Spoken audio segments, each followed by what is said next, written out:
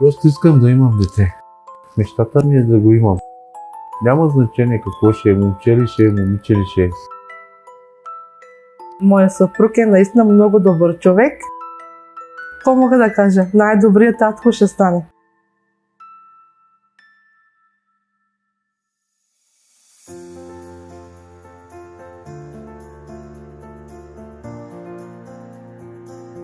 Здравейте, казвам се Асен Асенов. Български гражданин съм. Живеем в Мюнхен, Германия. И чух за тук, за болницата, че е много хубаво. Чухме за тази поликлиника за тюф бебек и от приятели се свързвахме с тях, говорихме и така се запознахме, дойдохме, настаниха на.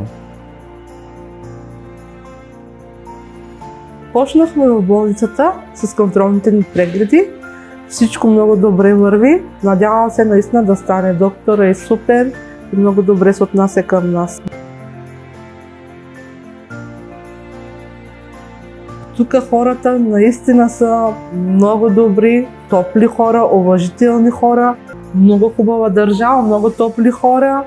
Наистина всеки ден сме на разходки, разкарваме си времето много добре, много хубаво лети. Супер хора, топли. В Кайсери е много красиво място, много се разходихме, много хубави ястия има, много хубави заведения има. Много е прекрасно. Тук изкарахме чудесно. Кападокия наистина е много красиво място, уникално.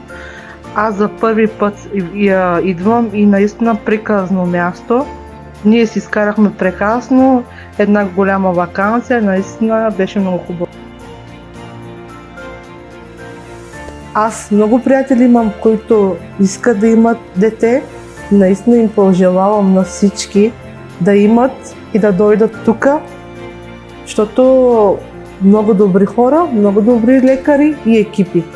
Непременно и таковаме към тая поликлиника в Кайсери. Хума.